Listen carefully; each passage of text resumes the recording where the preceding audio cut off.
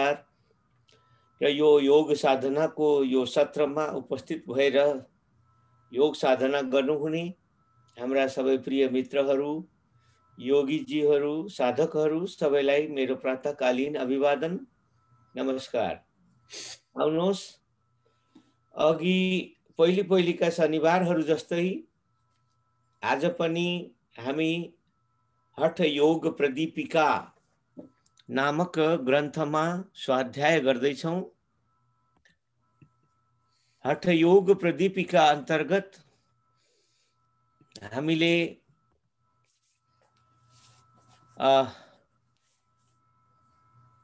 पछिल्ला शनिबारहरूमा धेरै कुराहरू सुन्दै सिक्दै आइरहेका छौँ र यसलाई आज पनि निरन्तरता दिँदैछौँ। हामी प्राणायाम अन्तर्गत षटकर्म पढिरहेका छौँ, सुनिरहेका छौँ। प्राणायाम को बारेमा यहाँहरूले सुन्दै पनि हुनुहुन्छ, अभ्यास पनि गरिरहनु भएको छ र प्राणायामलाई अझ राम्रो बनाउनु छ यदि भने हामीले षटकर्म गर्न सकेमा अझ राम्रो हुनेछ। त्यसैले षटकर्मको विचार पनि चलिरहेको छ। षटकर्म अन्तर्गत हामीले योभन्दा अगाडि पढ्यौँ, जान्यौँ, बुझ्यौँ। धौती, बस्ती, नेति, यी तीनवटा षटकर्म अन्तर्गतका कर्महरू हामीले सुन्यौँ भने अब अरू तीनवटा, तीमध्ये हुन् त्राटक, नौली, कपालभाती आदि। यी पछिल्ला तीनवटा यो षटकर्म का बारेमा आजको हाम्रो यो योग सत्रमा यहाँहरू समक्ष म शास्त्रले के भन्छ ती कुराहरू भन्ने कोसिस गर्दैछु। आउनुहोस्, कार्यक्रमलाई सुरु गरौँ। यसलाई अगाडि जानुभन्दा पहिले पूर्व प्रसङ्गलाई पनि अलिकति स्मरण गरौँ। कपाल शोधिनी चैव दिव्य दृष्टि प्रदायिनी जत्रूर्ध्वजात रोगौघम नेतिरासु निहन्ति च। अर्थात् हामीले पछिल्लो कार्यक्रममा नेति नामको जुन षटकर्म अन्तर्गतको योग कर्म, जसलाई नेजल क्लिन्सिङ पनि भन्न मिल्छ, अर्थात् नाकको सफाई गर्ने नेति अन्तर्गत हामीले यो श्लोकलाई अघिल्लै शनिबार सुनेका थियौँ।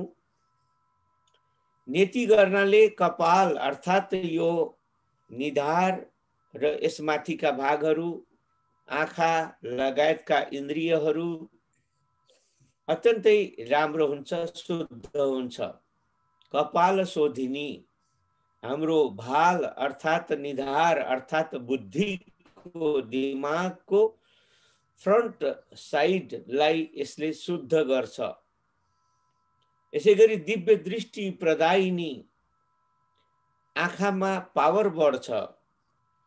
जत्रो ऊर्ध्व जात रोग औघम, गर्दन घाँटीबाट माथिका भागमा नाक, कान, मुख अनि शिर आदि भागमा उत्पन्न हुन सक्ने अनेक तरहका रोगहरूलाई पनि नेति आसु निहन्ति च।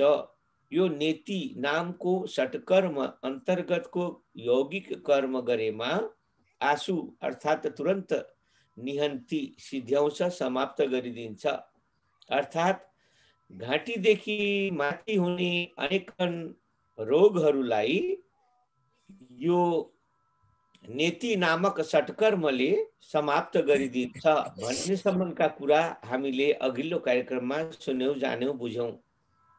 अब आजको कार्यक्रममा त्राटक, नयाँ एउटा योग कर्म आइपुगेको छ।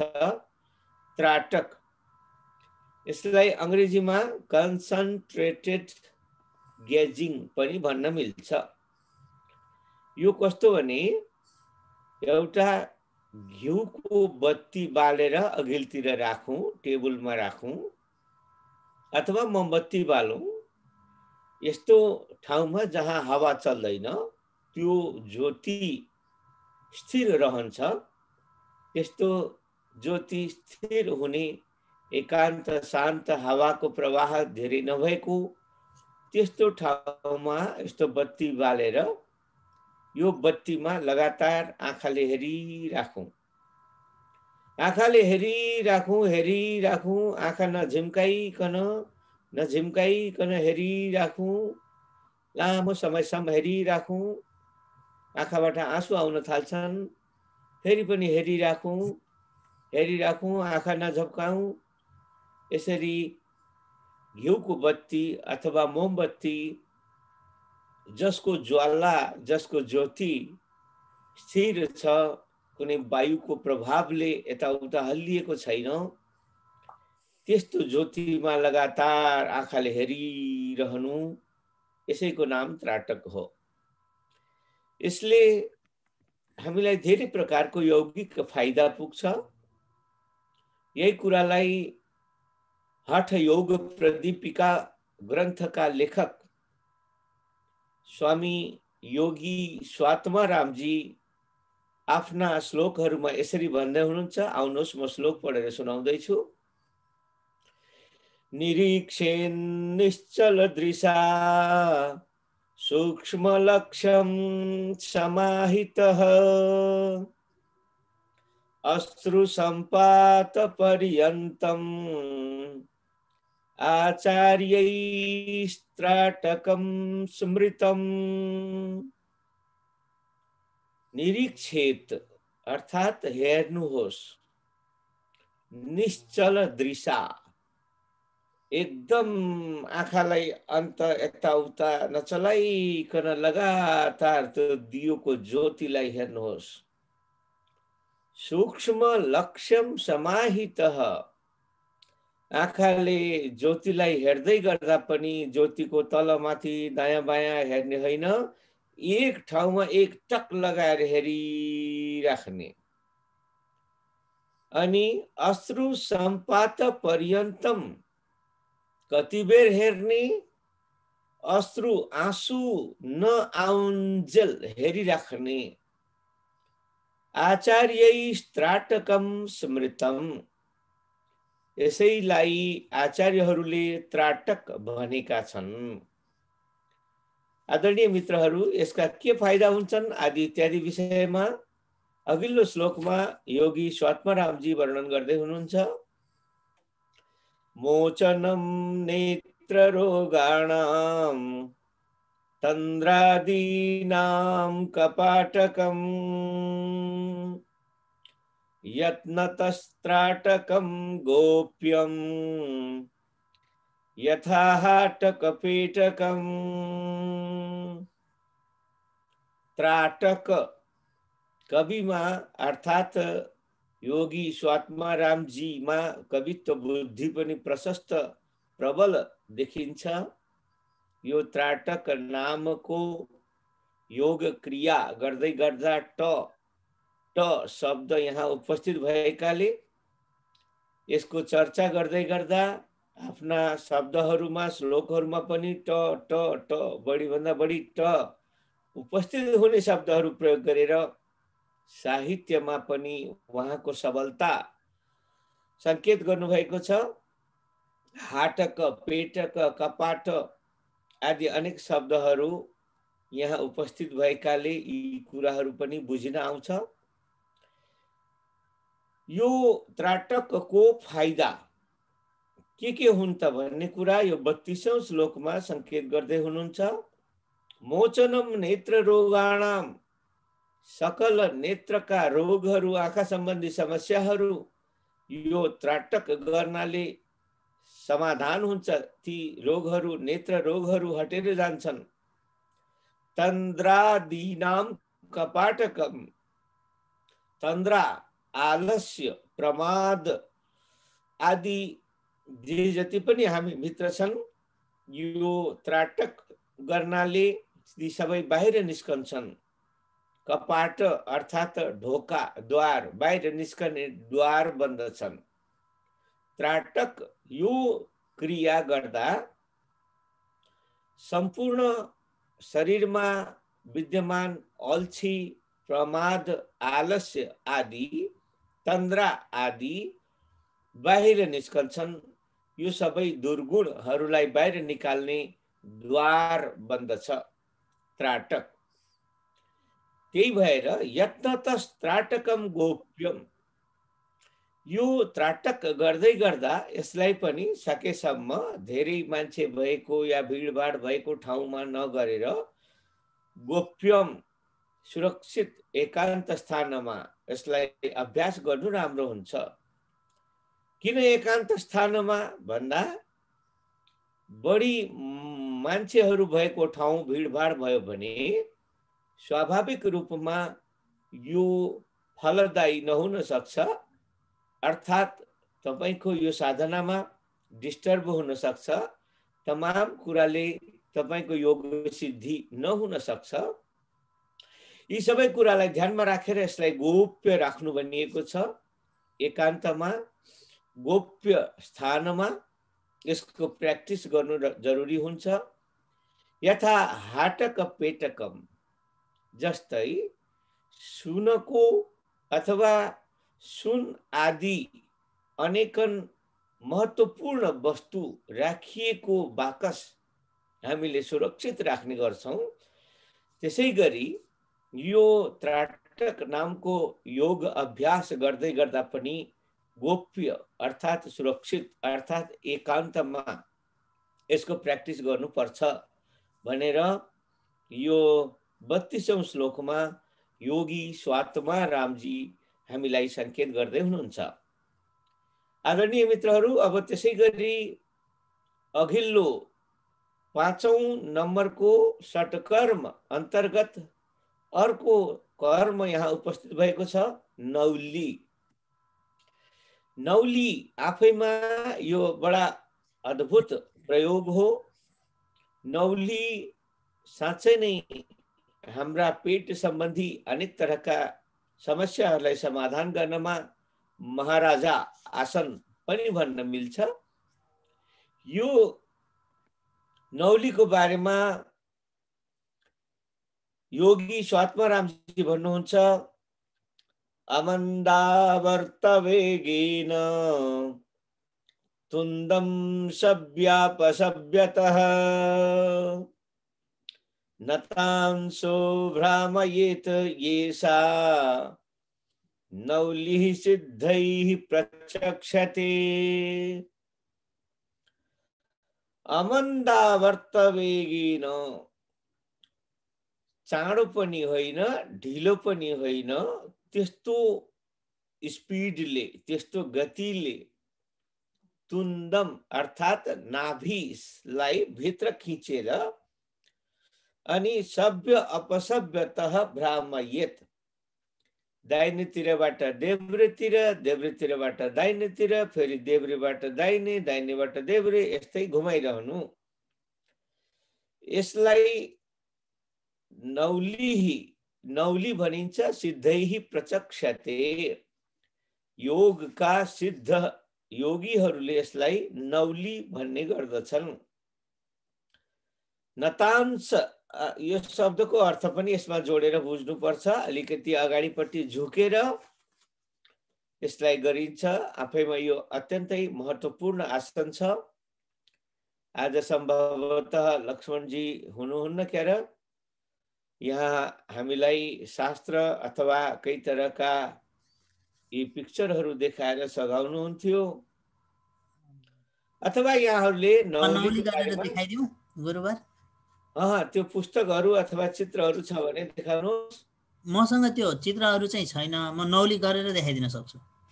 ओके, त्यो अझ राम्रो। लौ लौ गरेर देखाउनुहोस्। नौली गर्दा पनि धेरै प्रकारका फाइदाहरू छन्। नौली आफ्नै ठाउँमा उभिएर अथवा म बसेर गर्दैछु है त। अनि झुकेर अलिकति नाभिलाई भित्र खिचेर सम्पूर्ण हावा बाहिर निकालेपछि, सबै सास बाहिर गरेपछि नाभि आफै भित्र जान खोज्छ। अनि यस्तो नाभि भित्र गएका बेला यसलाई ख्याप्प तान्न पर्छ, एउटा प्रक्रिया मिलाएर त्यसलाई तान्ने भित्र नाभिलाई मेरुदण्डमा लगेर टाँस्ने। नाभि जब मेरुदण्डमा गएर टाँसिन्छ अनि त्यो वरपर खोक्रो बन्छ, पेट एकदमै खोक्रो देखिन्छ। यो खोक्रो बनेको पेटको बीचोबीच भागमा नाभि आदि अनेक आन्द्राहरू त्यसमा डल्लो परेर आउँछन् र त्यसलाई दाहिनेबाट देब्रे देब्रेबाट दाहिने घुमाउन मिल्छ। अभ्यास गर्दै जाँदा यो घुम्न थाल्छ। घुम्दै घुम्दै यसको प्र्याक्टिस गरिरह्यो भने अनि आन्द्राहरूमा निकै ठुलो असर प्रभाव यसको देखिन आउँछ। यो गर्दै गर्दा हाम्रा पेटसँग सम्बन्धित अनेक अनेक रोग व्याधिहरू ठीक हुन्छन्। पेटमा शक्ति बढ्छ। अनेक तरहले दिशा पिसाब उत्सर्जन आदि गर्ने प्रक्रियाहरू पनि ठीक हुन्छन्। धन्यवाद विष्णुजी, यहाँले गरेर पनि देखाउनुभयो। यहाँहरूलाई पनि यदि यसको प्र्याक्टिस गर्नु छ भने अलि गाह्रै काम हो यो, त्यति सहज काम चाहिँ होइन।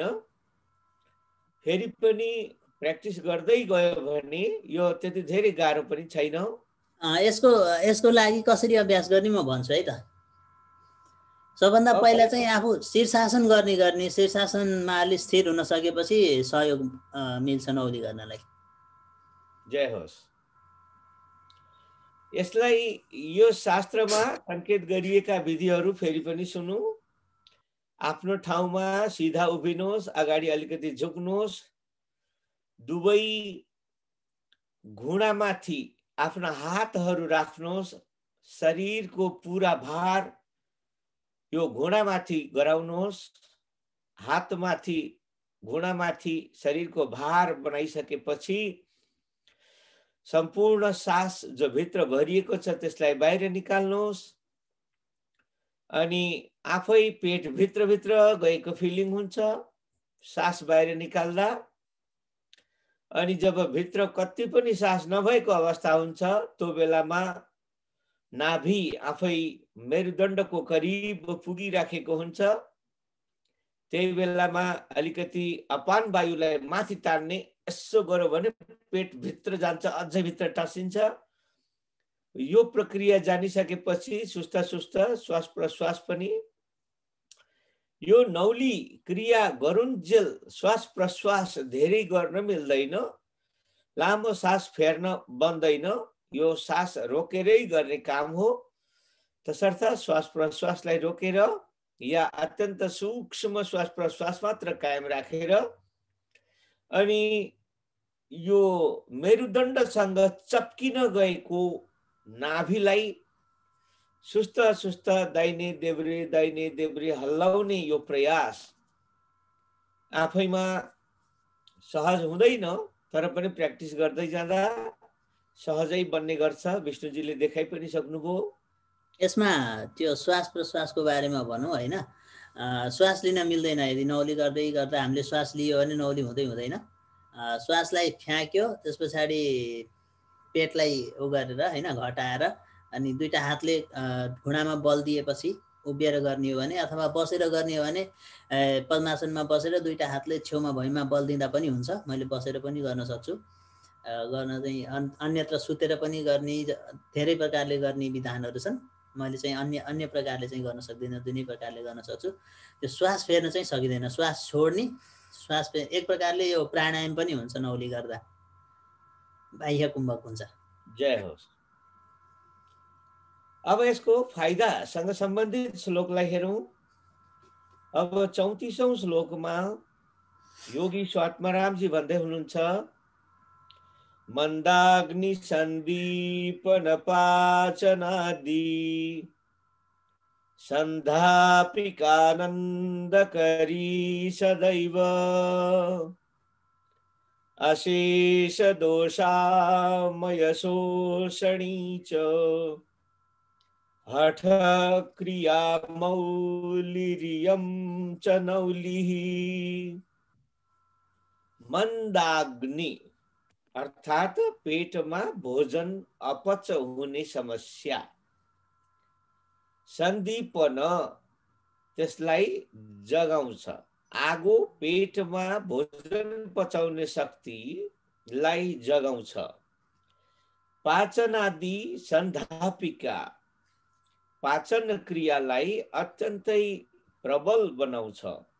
आनन्दकरी सदैव पाचनसँग सम्बन्धित सबै समस्याको सदा सदाका लागि मुक्त गरिदिन्छ र सधैँभरि आनन्द प्रदान गर्छ। अशेष दोषामय शोषणी, अशेष दोष आमय, आमय अर्थात रोग, पेटमा हुने अनेक तरहका दोष या रोगहरूलाई शोषणी सिध्याइदिन्छ। हठ क्रिया मौली, हठ क्रियाको योग साधनाको यो मौली हो अर्थात शिर हो, अर्थात सबैभन्दा माथिल्लो कुरा हो नौली। इयम च नौलिही, यो हो नौली। नौलीलाई हामीले पेटको सम्पूर्ण रोग ठीक गर्नका लागि उपयुक्त अर्थात सबैभन्दा माथिल्लो स्तरको आसनको रूपमा जान्नु, बुझ्नु र प्र्याक्टिस गर्नु पर्दछ। आदरणीय मित्रहरू, अब अघिल्लो च्याप्टरमा जाउँ। अब आयो कपालभाती। हामीले षट्कर्म अन्तर्गत धौती, बस्ती, नेति, त्राटक अनि नौली र अन्त्यमा कपालभाती, 6वटा षट्कर्म भनेका 6वटा कर्म मध्येका अन्तिम कपालभातीलाई सुन्दैछौँ। यसले फ्रन्टल ब्रेन क्लिन्सिङ, अंग्रेजीमा यस्तो शब्द पनि भनिन्छ।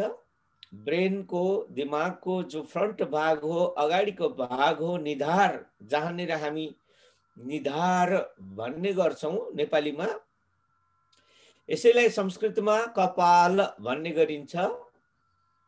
या यो कपाल भातीलाई भाल भाती पनि शब्द प्रयोग गरेको पाइन्छ। भाल अर्थात कपाल अर्थात निधार, यसलाई भाती अर्थात चम्काउने, निधार चम्किलो बनाउने, निधारका पछाडि देखिने जो बुद्धिको भाग हो, यसमा भएका तमाम विकार विकृतिहरूलाई ठिक गर्ने यो कपालभाती भनेर चिनिन्छ। कपालभाती एक प्रकारको प्राणायाम हो। यसलाई कसरी गरिन्छ तत्सम्बन्धमा यो 35औं श्लोकलाई सुनौं। योगी स्वात्मारामजी 35औं श्लोकमा भन्नुहुन्छ, भस्त्रावल्लोहकारस्य रेचपुरौ ससम्भ्रमौ कपालभातिर्विख्याता कफदोष विशोषणी। वस्त्रावल्लोहकारस्य, कामीको खलाती जस्तो, रेचपुरौ ससम्भ्रमौ, हावा लिनुस् छोड्नुस्।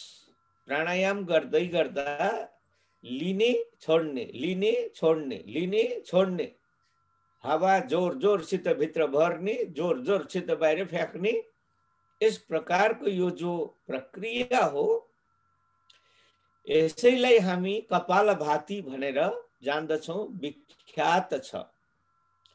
यसले कफ दोष विशोषणी, कफ अर्थात हाम्रो शरीरमा विद्यमान म्युकस अर्थात सम्पूर्ण यो मुखमा, नाकमा, आँखामा, गलामा हुने अनेक तरहका जो विकारहरू हुन्, यी सबै विकारहरूलाई, अझ खास गरी आँखाभन्दा माथिको निधार, निधार भित्रपट्टि देखिने बुद्धिको अग्रभाग, मा भएका तमाम तरहका दोषहरूलाई समाधान गरिदिन्छ र त्यहाँका मलहरू, विकारहरू, विकृति, विसङ्गतिहरू हटाएर शुद्ध गरिदिन्छ र यो शुद्धिले अनि हामी भित्रको हाम्रो निधार चम्किलो हुन्छ, हाम्रो बुद्धि मस्तिष्क अझ सक्षम हुन्छ, अझ सबल बन्दछ। आदरणीय मित्रहरू, अब त्यसै गरी म अघिल्लो श्लोकमा जाँदैछु। षट्कर्म निर्गत स्थौल्यम कफदोषमलादिकः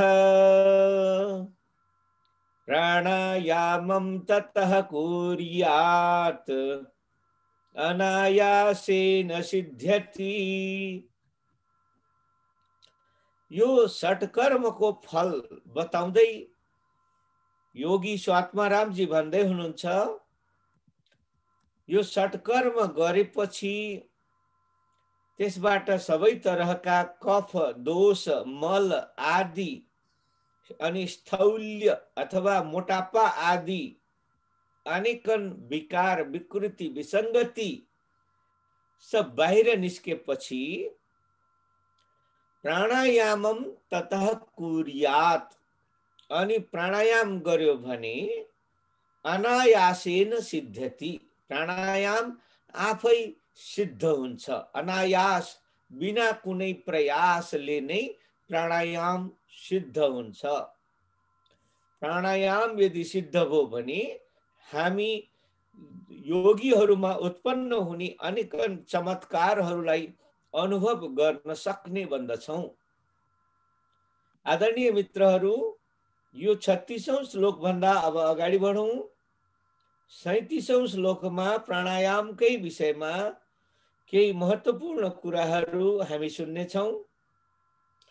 प्राणायामैरेव सर्वे प्रशुष्यन्ति मलाः इति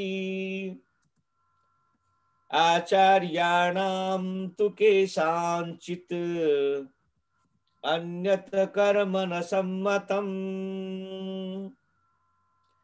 प्राणायामले नै सबै प्रकारका दोषहरू, सबै प्रकारका रोगहरू, सबै प्रकारका मलहरू बाहिर निस्किन्छन्, प्रशुष्यन्ति, शोषिन्छन्, सुक्छन्। आचार्याणाम न अन्यत् मतम।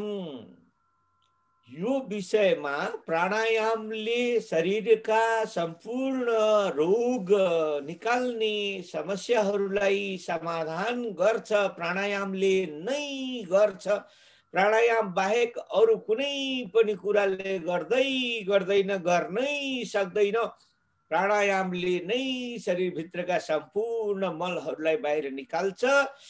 यो बाहेक अरू कोही उपायले शरीरभित्रका रोग या मल या दोष या विकार जे भन्नुहोस्, यसलाई बाहिर निकाल्ने अरू कोही उपाय छैन भन्दछन् आचार्यहरू, योगीहरू, सिद्धहरू, साधकहरू। न अन्यत मतम सम्मतम।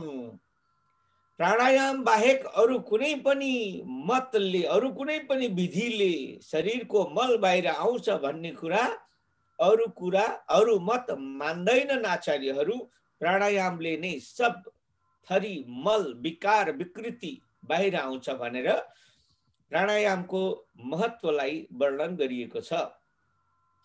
आदरणीय मित्रहरू, अब यो सँगै षट्कर्म जस्तै, तर षट्कर्म भित्र नपर्ने, तर षट्कर्म जस्तै हामीले हाम्रो शरीरलाई शुद्ध राख्नका लागि गरिने अनेकन अरू पनि उपायहरू हुन्छन्, जसलाई अबको श्लोकमा, अघिल्लो श्लोकमा 38औं नम्बरको श्लोकमा योगी स्वात्मारामजी संकेत गर्दै हुनुहुन्छ। आउनुहोस् यसलाई पनि सुनौं। उदरगत पदार्थम उद्भवन्ति पवनम अपानम उदीर्य कंठनाले क्रम परिचय वश्य नाड़ी चक्रा गजकर्णीति निगद्यते हठज्ञैः। गजकर्णी नामको एउटा अर्को क्लिन्सिङ प्रोसेस, पेटलाई सफा गर्ने एउटा विधि, यसको नाम हो गजकरणी, इलेफेन्ट स्टोमक क्लिन्सिङ। हात्तीको पनि पेटलाई साफ गर्ने खालको यो योग क्रिया जसलाई हामी गजकरणी भन्ने गर्दछौँ। यसलाई योगी स्वात्मारामजी भन्दै हुनुहुन्छ उदरगत पदार्थम उद्बमन्ति। बमन अर्थात् उल्टी, पेटमा भएका सम्पूर्ण वस्तुलाई उल्टी गरेर बाहिर निकाल्नु। पवनम अपानम उदीर्य कण्ठनाले, अपान वायु, हामीले योग साधना गर्दै गर्दा केही वायुहरूको पनि परिचय जान्नुपर्छ। प्राणवायु अर्थात् हामीलाई अक्सिजन पुर्याउने वायु, अपान वायु अर्थात् हाम्रा शरीरभित्र रहने अनेकन विकार विकृतिहरूलाई बाहिर निकाल्ने वायु, जस्तै दिशा पिसाब गर्दा हामीले कुनै एक प्रकारको वायुको प्रेसर क्रिएट गर्छौँ। त्यो वायुको प्रेसरले ती मलहरूलाई, दिशा पिसाबहरूलाई बाहिर निकालिरहेको हुन्छ। यो अपान वायुलाई दिशा पिसाब निकाल्ने मात्रै, तल तल मात्रै खेल्छ भनेर बुझ्नु हुँदैन। यसलाई माथि खिचेर उल्टी गर्यो भने पनि उल्टी गर्ने क्रममा यसलाई पेटमा भएको वस्तुलाई बाहिर निकाल्न यही अपान वायुले नै काम गरिरहेको हुन्छ। यो अपान वायुलाई यहाँ पवनम अपानम उदीर्य कण्ठनाले शब्द प्रयोग गर्नुभएको छ। पेटमा जम्मा भएको पानी, पहिले यसलाई यो गजकरणी गर्दै गर्दा कमसेकम 2 लिटर पानी सकेसम्म, मनतातो पानी 2 लिटर सकेसम्म, बढीभन्दा बढी पानी पेटमा पुर्याउँ, पिउँ, पेटमा हालौँ। अनि दुवै दाहिने हातको दुवै औँलाले जिब्रोको फेदलाई समातौँ, चलाइदिउँ, खेलाइदिउँ। अनि यसले के हुन्छ भने त्यो भरिएको पानी बाहिर निस्कन कोसिस गर्छ र उल्टी हुन्छ। यति बेला पवनलाई, यो जो अपान वायु हो, यसलाई अलिकति माथि तान्ने कोसिस पनि गरौँ, जसले गर्दा त्यो पवन वायु, त्यो अपान वायु सक्रिय हुन्छ र सम्पूर्ण भित्र पेटमा भएका विकार विकृति विसङ्गति सबलाई बाहिर निकालिदिन्छ। या बमन उल्टी गरौँ। क्रम परिचय अवश्य नाडी चक्रा, यसरी शुद्धि गर्दै जाँदा हाम्रा नाडीहरू र नाडीमा अवस्थित हुने अनेकन चक्रहरू सबै क्रमले, स्टेप बाई स्टेप यो विधिले शुद्ध हुने गर्छन्।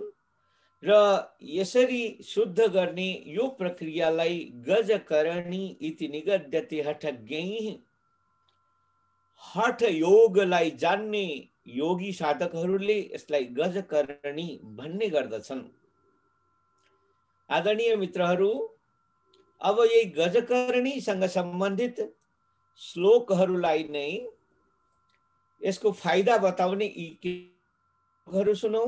39औं श्लोकमा ब्रह्मादयोऽपि त्रिदशाः पवनाभ्यास तत्पराः अभूवन् अन्तकभयात् तस्मात् पवनमभ्यसेत्।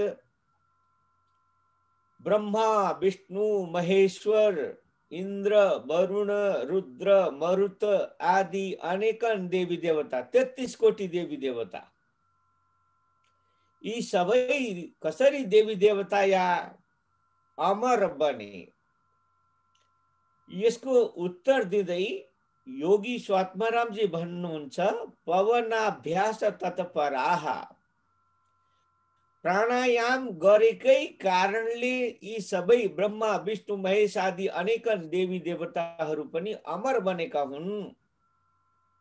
अभुवन अन्तकभयात्, यिनीहरूलाई पनि तपाईँ हामीलाई जस्तै मर्न डर लाग्दो अनि नमर्ने कसरी होला भनेर उपाय खोज्दा खोज्दै प्राणायामलाई जाने र त्यसको अभ्यास गर्न थाले र प्राणायामकै अभ्यासले ती अजर अमर भए। त्यसैले तस्मात् पवनम अभ्यसेत, त्यसैले पवन अर्थात् प्राणायामको अभ्यास गरिराखौं, यसैले हामीलाई अजर अमर बनाउँछ। आदरणीय मित्रहरू, म 40 श्लोक अर्थात् 10वटा श्लोक हरेक दिनको कार्यक्रममा भन्ने कोसिस गर्दैछु। हामीले 9वटा पुरा गर्यौं। अब 10औं आजको लागि अन्तिम श्लोक पनि सुनौं। यावत् बद्धो मरुत देहे यावत् चित्तं निराकुलम् यावत् दृष्टिर्भ्रुवोर्मध्ये तावत् काल भयंकुतः। जब तक शरीरमा वायु छ, ऑक्सीजन छ, यावत बद्धो मरुत देहे, जब तक हाम्रो शरीरमा ऑक्सीजन छ, यावत चित्तम निराकुलम, जब तक हाम्रो चित्त स्वस्थ छ, यावत दृष्टिर भ्रुवोर मध्ये, जब तक हामीले दुवै आँखाको माझमा दुवै भ्रू मध्यमा दृष्टि अर्थात ध्यान गरिरहन सक्छौं, तावत काल भयं कुतः, तबसम्म कालको डर, मृत्युको डर हुँदैन। कहाँ हुन्छ र, कुतः, कहाँ हुन्छ र। यस्तो प्रकारको यो 40औं श्लोकलाई पढिसकेपछि यो च्याप्टरको सम्भवतः अन्तिम श्लोक हो, तसर्थ यसलाई पनि सुनौ। 41औं श्लोकलाई पनि सुनौ। विधिवत प्राण संयामैर नाडी चक्रे विशोधिते सुषुम्ना वदनं भित्वा सुखाद् विशति मारुतः। विधिवत प्राण संयामैः, यदि हामीले विधिपूर्वक प्राणायाम गरिरह्यौं भने नाडी चक्रे विशोधिते, अनि त्यसले नाडी चक्रहरू सम्पूर्ण शुद्ध भए भने सुषुम्ना वदनं भित्वा, वदनं भित्वा सुखात् मारुतः सुषुम्ना विशति, अर्थात हाम्रो शरीरमा यो वायु, यो ऑक्सीजन वायु सुषुम्ना नाडीमा प्रवेश गर्दछ र सुषुम्ना नाडीमा वायु प्रवेश गर्न साथ योगीमा अलौकिक चमत्कार उत्पन्न हुन्छ। आदरणीय मित्रहरू, हामीले नाकका दुईटा प्वाललाई देखिरहेका छौं। दाहिने प्वालको नाम सूर्य नाडी हो, देब्रे प्वालको नाम चन्द्र नाडी हो। सूर्य नाडी र चन्द्र नाडीलाई इडा र पिङ्गला पनि भनिन्छ। यी क्रमशः पालै पालो चल्ने गर्छन्। दाहिने नाडी चलेका बेला देब्रे नाडी कम चल्छ, देब्रे नाडी चलेका बेला दाहिने नाडी कम चल्छ। अर्थात् हामीले सास फेर्दै गर्दा कहिले दाहिने प्वालबाट बढी हावा आउने जाने र देब्रेबाट कम हावा आउने जाने भइराखेको हुन्छ भने कहिले देब्रेबाट बढी आउने जाने, दाहिनेबाट कम आउने जाने भन्छ। यो दाहिने र देब्रेमा चेन्ज भइराखेको हुन्छ। प्रायः यो 2 घडी तक हुने गर्छ। एउटा नाडीबाट हावा चल्ने प्रक्रिया 2 घडी अर्थात 48 मिनट एउटा नाडीबाट चल्छ भने फेरि अर्को 48 मिनट अर्को नाडीबाट चल्छ। अनि यसरी दाहिनेबाट चल्दा हाम्रो दाहिने दिमाग लगायतका सम्पूर्ण प्रक्रियाहरू सक्रिय हुन्छन् भने देब्रे नाडीबाट चल्दा देब्रेपट्टिको दिमाग बढी सक्रिय रहने गर्छ। र यो 48 मिनटमा चेन्ज हुने जो प्रक्रिया हो, यसको ठीक चेन्ज हुनभन्दा केही समय अगाडि 48 मिनट पुग्नभन्दा 2-5 मिनट अगाडि यो दुवै नाकका प्वालबाट बराबर सास चल्ने कन्डिसन बन्दछ र दुवै नाकका प्वालबाट बराबर श्वास प्रश्वास चल्ने अवस्थालाई सुषुम्ना चलिरहेको छ भन्ने गरिन्छ र सुषुम्नामा वायु चल्दै गर्दा सुषुम्ना नाडीबाट श्वास प्रश्वास हुँदै गर्दा तपाई हामी भित्र त्यो शक्ति विकसित भएको हुन्छ जुन शक्तिले भनिन्छ भनेको कुरा पूरा हुन्छ सुषुम्ना नाडी चलेका बेलामा तपाईले कसैलाई त मरिजास भन्नुभयो भने त्यो सके त मरि नै जाला नभए पनि कुनै समस्यामा अप्ठ्यारोमा पक्कै पर्छ त्यही भएर सुषुम्ना नाडीमा श्वास प्रश्वास भएका बेला अत्यन्तै सावधान रहनुपर्छ अत्यन्तै राम्रा कुराहरू सकारात्मक कुराहरूलाई बोल्ने या मनन गर्ने प्र्याक्टिस गर्नुपर्छ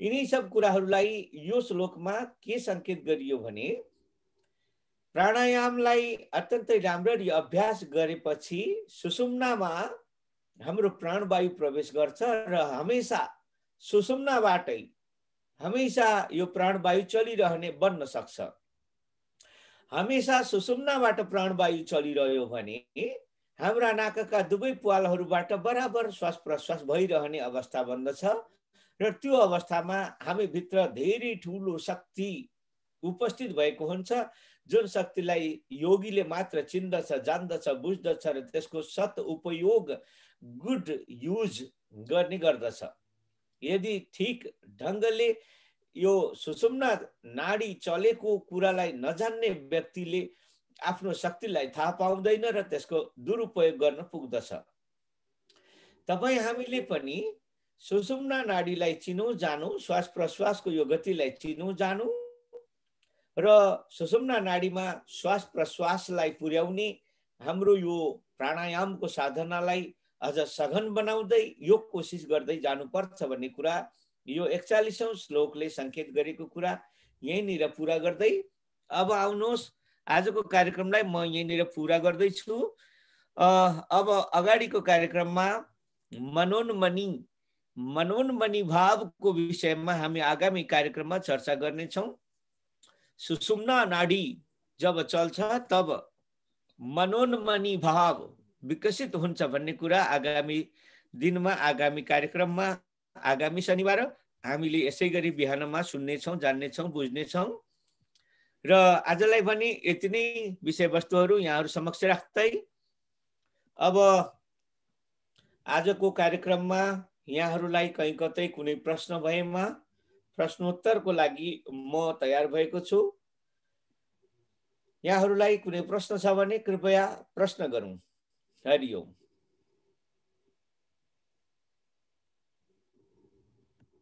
मसँग एउटा प्रश्न छ स्वागत छ प्रभु म चाहिँ कन्फ्युज भएर छु हैन म आफै दोधारमा परिरहेको छु है यहाँ यो भनेको छ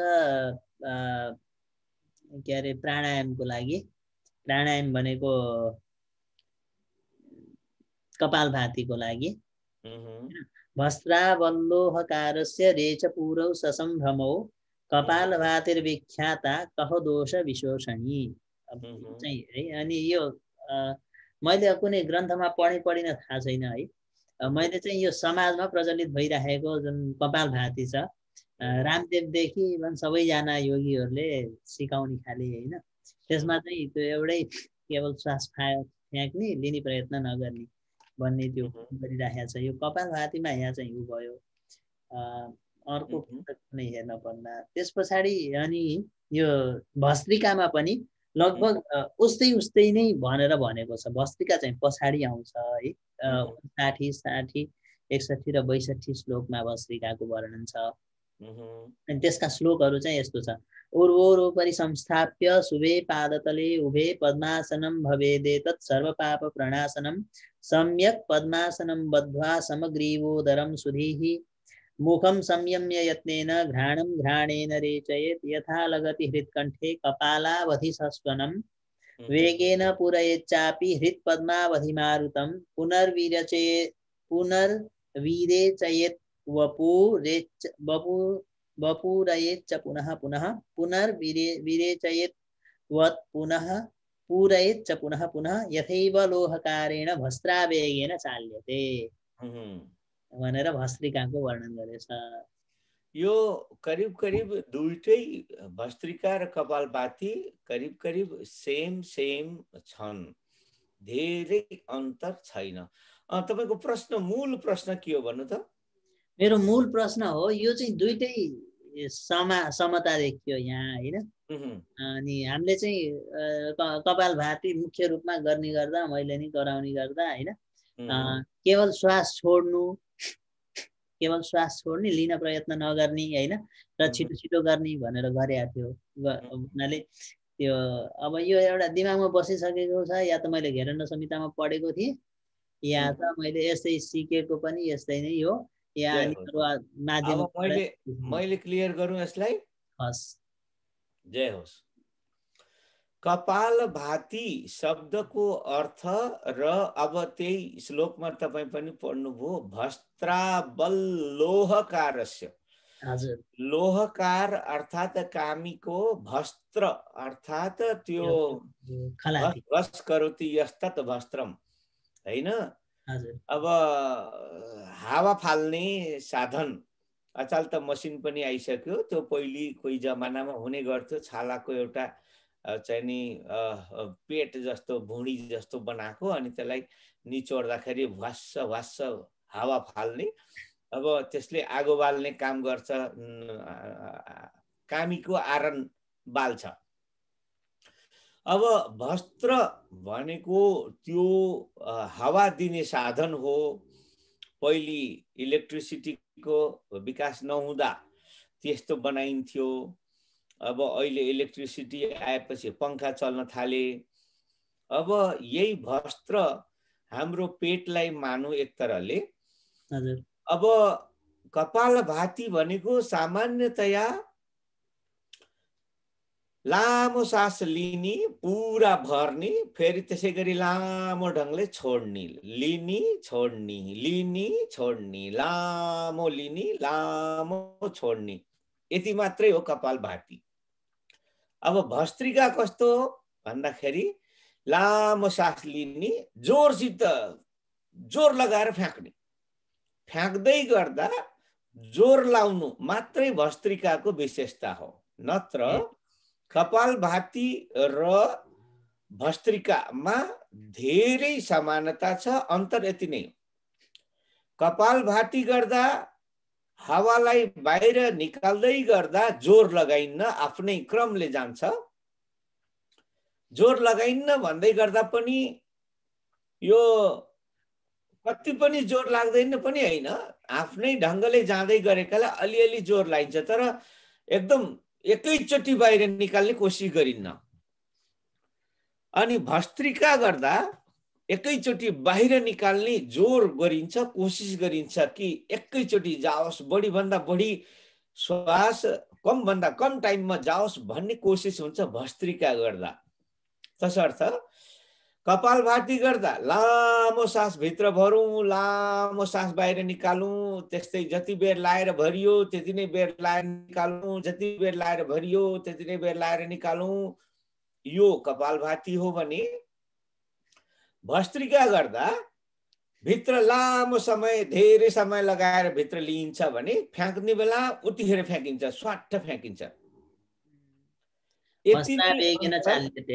कपालभाती र भस्त्रिकामा यति नै अन्तर छ भन्ने कुरा मैले बुझेको छु। र जहाँ तक मलाई लाग्छ विष्णुजी, तपाईँ यो अलिकति कन्फ्युज हुने ठाउँ पनि हो र तपाईँले धेरै राम्रो गर्नुभएको छ। मैले गलत गरिराखेको रहेछु, कपालभाती भनेर उल्टो सिकाइराखेको रहेछु हैन। अनि त्यो चाहिँ मैले या त मैले ग्रन्थको अवलम्बन नलिएर गल्ती गरेँ हैन, त्यो त पक्का गरेँ मैले। अर्को प्रतिपिका भएर पनि हेरिन कहिल्यै हैन। सामान्यतया के पनि हो भने यसरी हेरेर आफू क्लियर भएर गर्दा आफू पनि क्लियर, अरूलाई पनि क्लियर गर्न गराउन राम्रो हुन्छ। र कथनचित योगाभ्यासहरू गर्दै जाँदा केही कुराहरू कहिलेकाहीँ बुद्धिमा उपस्थित हुँदैनन् र उस्तै उस्तै लाग्ने खालका यौगिक क्रियाहरू एउटै ढङ्गले सोचिने या बोलिने पनि गरी